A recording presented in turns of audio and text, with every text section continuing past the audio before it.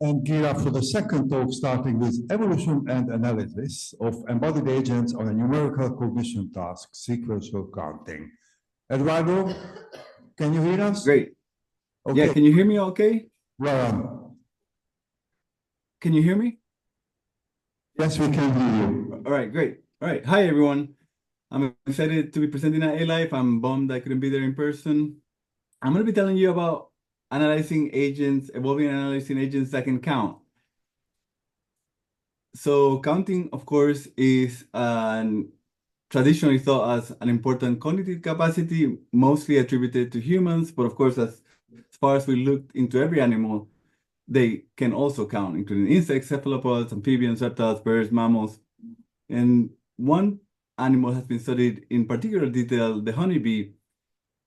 And there's been this really set of interesting experiments where they put bees in these fields and they ask them to count the number of tents and remember where the food is. They hide food in one of the tents, and then they ask the bees to remember while changing the placement of the tents where the food is.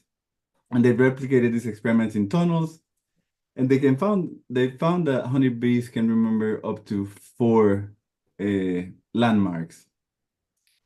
And so this brings up the question of how large brains need to be able to count, whether it's a threshold and a limit to that. And so that's one of the motivations for doing this work. Another one is to more broadly extend the set of minimally cognitive behaviors that we've been able to study using these idealized toy models.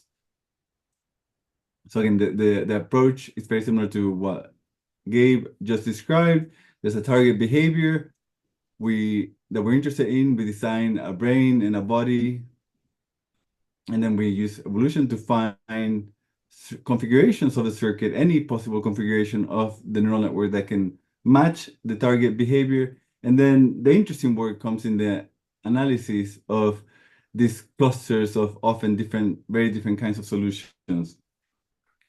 And then, of course, trying to then generate hypotheses on what we've learned from that analysis. So, okay, the task that I've been working on for this counting behavior is a 1D environment. So everything is as simple as possible.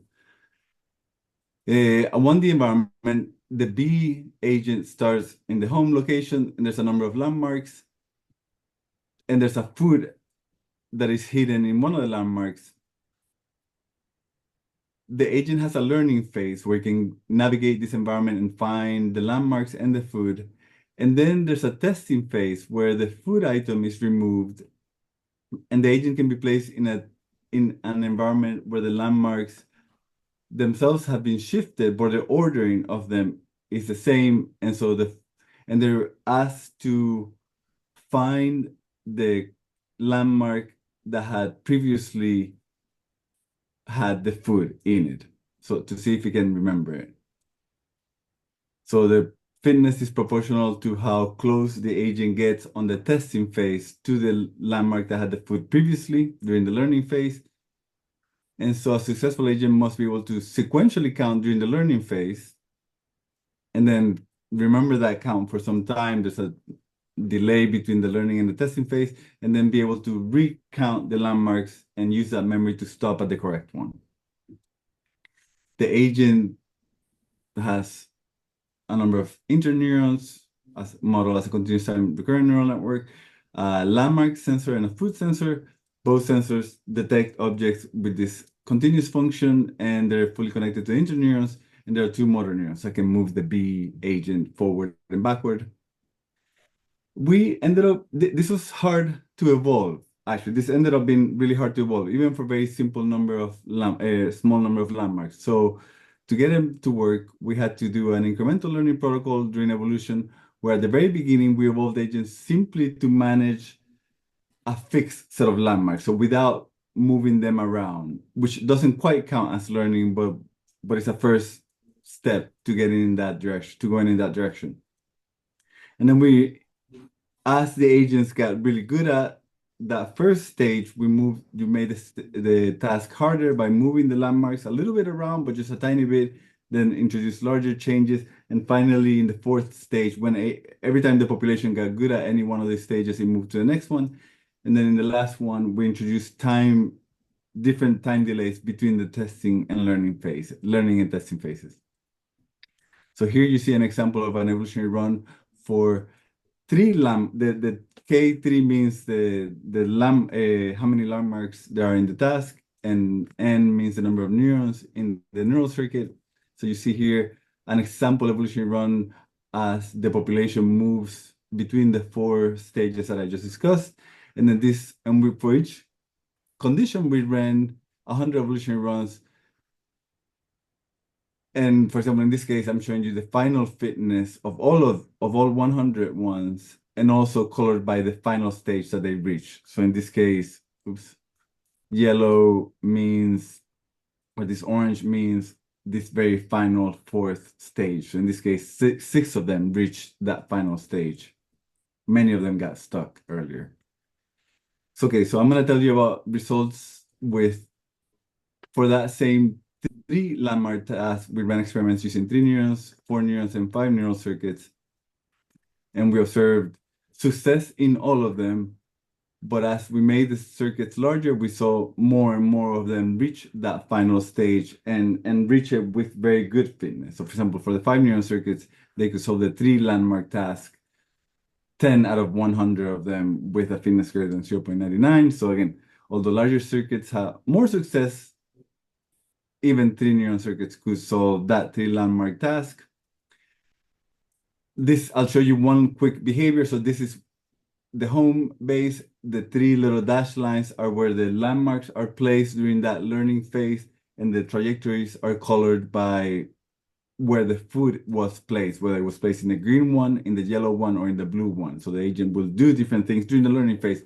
Evolution is not asking anything of them in the learning phase, but in the testing phase, when we replace that same agent in the home base again, we see that depending on where the food was during the learning phase, it'll settle on the right landmark. And of course, we only really evaluate the second half of that testing phase. So here we see many of the different solutions, all of those successful solutions for these positions. So again, as you can see, many different approaches to solving the problem. And one thing that we tested was how robust these agents were to changes in the landmark. So are they really counting, or are they depending on the positioning of the landmark? And so here you see all of those successful different agents. I think there's 18 or 20 of them, as we change the positions of those 3 landmarks across a variety of offsets and separations and so on. And they typically always find the correct one. So they remember and find the correct one. So robust to changes in offset and separation. We did further analysis on this robustness to go well beyond the changes in separation. So for example, the offset and the separation are how we determine how far, where we place the landmarks. And the dots here in white, I won't be able to explain all of this, but the circles in white are the ones that the agent experienced during evolutionary time.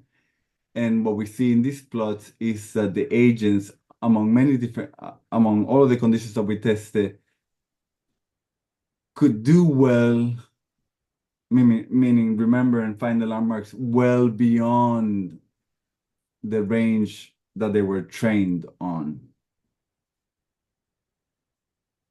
And so what I just showed you there, that's the case for just one agent across the different landmarks and different delays. We can do this more generally by zooming out across all the different 22 or something different successful 3 neuron tasks, and create, in this case, a measure of how robust they are to the initial evolutionary training. So this is just a ratio.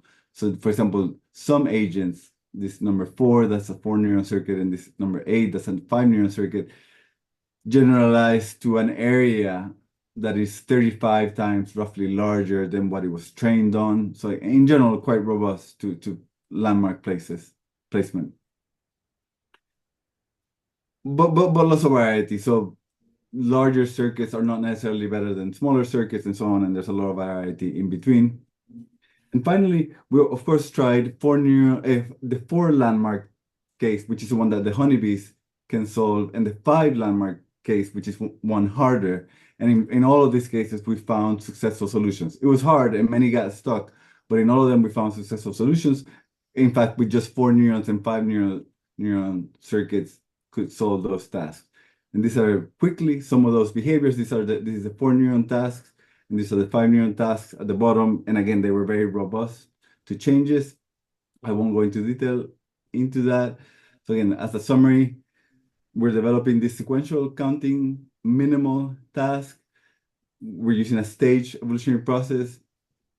We found very small circuits, just 3, 4, and 5 neurons that could solve tasks harder than the honeybees. And the solutions are robust to variations. In terms of future work, we still need to look at how these agents are actually counting using dynamical system theory and information theory and so on. There's changes that we need to do to the task that will make it more ecologically relevant. Also, again, as you could tell, it was hard to get these things to evolve, so improvements to the fitness function could be useful.